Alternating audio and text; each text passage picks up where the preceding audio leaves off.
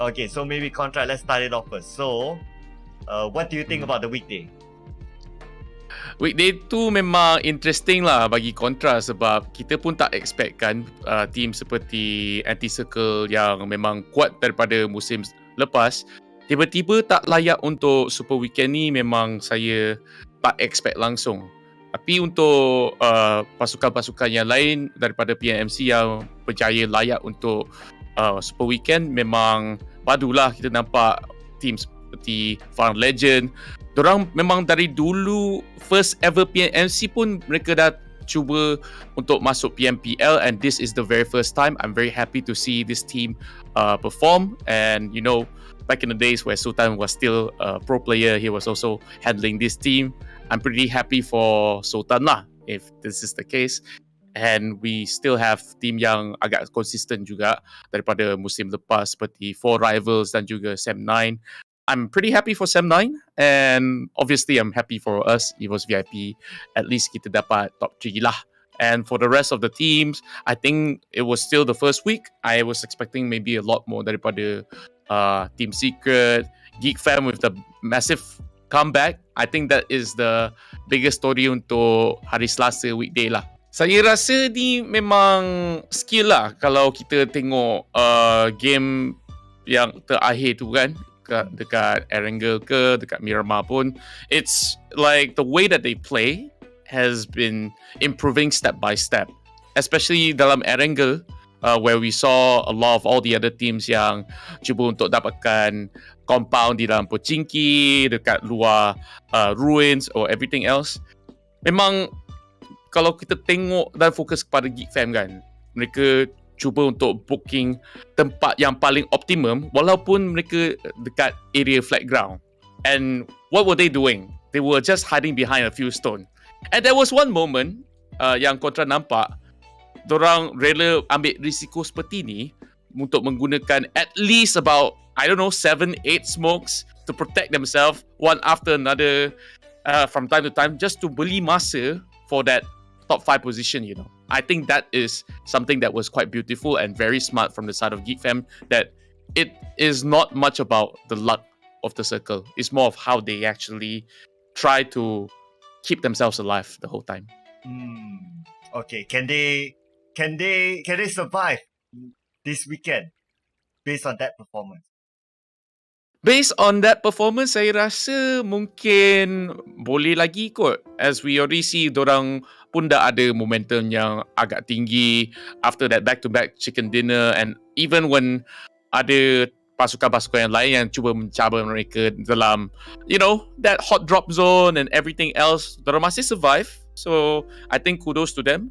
I feel that this weekend they're one of the teams that might perform, tapi kita pun kena tengok lah. Ada juga pasukan macam Team Secret, which maybe on the weekdays they may not look all that great. Weekends, maybe that's where the secret sauce will come in lah. What would make Team Secret at this spot? What would put them at this spot? Yeah, this is a very tough question.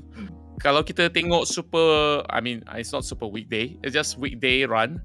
Macam situasi dekat Miramar first game tu, kita nampak Mak Toy contest creator tiba-tiba terbunuh dekat tepi jalan, and then after that another pick-off happened. Like small little things like this can actually cost Team Secret either positioning points ataupun, you know, momentum yang lebih padu lah. But even so, kalau kita tengok during the run on Tuesday ke Wednesday, I pun dah lupa. Walaupun diorang cuma tertinggal 2 player, they still can do a lot. And that was actually their best performance, where they got top 2 ke top 3 on that particular round. And they also walk away with about 8 kills, kalau tak silap saya. So, this is a team that always have very high caliber when it comes down to firepower, tactics. But sometimes when it comes down to small little things that affect them, it can actually contribute a lot. So we also see macam daripada segi rotation, Team Secret memang kena tangkap lah beberapa kali waktu rotation, especially in Erangel. One good example was Fredo dengan Jumper. waktu mereka cuma nak cross daripada area Adakah. So they should not let this kind of things happen anymore during the weekend, and then they should be able to have a better run lah. Everybody knew what Geek Fam could do. We all know them as the most consistent team untuk berapa season dah. That this team definitely within that top 5 easily. Like you don't need to count them out. Like this is the team that always will be able to get by. But the thing is, week 1 doesn't seem like their best week lah. And for them to even get 10th place, probably they're also not happy about it. But what to do? Asalkan mereka qualify Super Weekend, I think that's good enough. And now that they are here, they get at the very least 15 and more games to go. So it still should be okay for Geek Fam to prove themselves. Ada banyak game, and that's the only thing that I'm looking at lah. Because so far the stats didn't lie. If it's going to be Geek Fam dekat posisi sebegini, it's understandable why. Itulah, I actually will place them higher as well.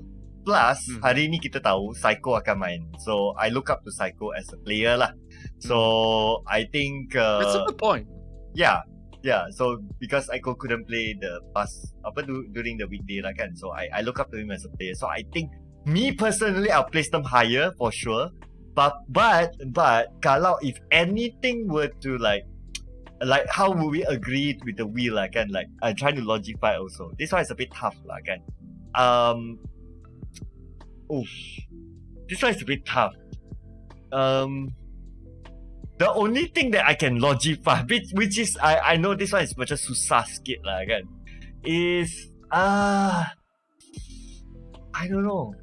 This one is hard. Okay. The only thing that I can think of and logify lah kan, katakan kalau how we want to logify, kita cari logic untuk the number 11 spot is Psycho come in tapi dia tak gel dengan Homeboys. Because you know it's a new team, and scrims is scrims lah kan, tournament is tournament, PMPL is PMPL lah kan. So it has the kid effect. Like, kid, okay, wonder kid, can shoot, can buat macam-macam and all that lah kan. Tapi bila masuk, and then it doesn't really gel well with the team, at least dalam the first 2 days. So, the only reason they will be at the 11th spot, I think kalau it will be Psycho not working out. Coming back kepada yang ni, RSG. This is, bak kata Aisyah lah kan, this is interesting. And I don't know what's interesting in her mind, but what's interesting in my mind is that I think RSG patut swap places with some of the bottom 4. With one of the bottom 4 or 3. Kenapa is there a reason why? Okay. I've been hypercritical about this daripada before this point. I haven't got the buy-in yet from Batman. Now this is just being objective lah. Okay, I'm not okay. The objective is that kalau kita tengok last season punya stats lah kan, Batman is bottom 5 in terms of frags as far as I recall.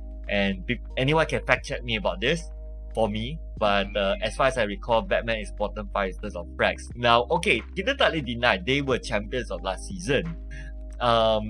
That just tells me, if I just based on these stats lah kan, that just tells me that the 3 in front of him betul-betul carry kau lah, like nobody's business. Now, coming into this season lah guys, so this is a new season, so kita tak ada Voki is no longer dengan RSG, kita bawa masuk Rex of course is a very good player, pengalaman main dekat PMGC, blah blah blah blah and all that. But I still feel that every time when they play, okay, so dia play style, so whenever they defend a place lah kan, the big weakness is about them is that it feels like main 3 lawan 4 for a lot of scenario because of the fragging power, because there's one lacking in fragging power. Frankly speaking, now that they have Atai lah kan, I am at least at this point, I am a little bit more favor to have Atai over Batman, because Atai dia jadi IGL before this lah kan, so he knows how to lead the team, and at the same time he has balance in terms of firing power. So I think Atai is a better balance. So hence I will kind of swap, if my choice I would swap RSG dengan any of the bottom 4. So for me lah kan, R2K second spot, I would trade it with any of the bottom three. This is personal. Personal. I would trade it with any of the bottom three. No disrespect whether R2K. Yeah. Okay. I think that there is a chance that memang sometimes when they are on the down low, they really are at the bottom. When they are on a high note, they are really performing outstandingly well. Kalau kita reflect balik zaman Damansara Esports, you know lah that they can show you that they can win back-to-back chicken dinner juga. So I won't say that it's impossible for R2K to come in that top 2 or even sometimes top 1. It's just that they need to find back the alat pembeli circle lah kalau boleh.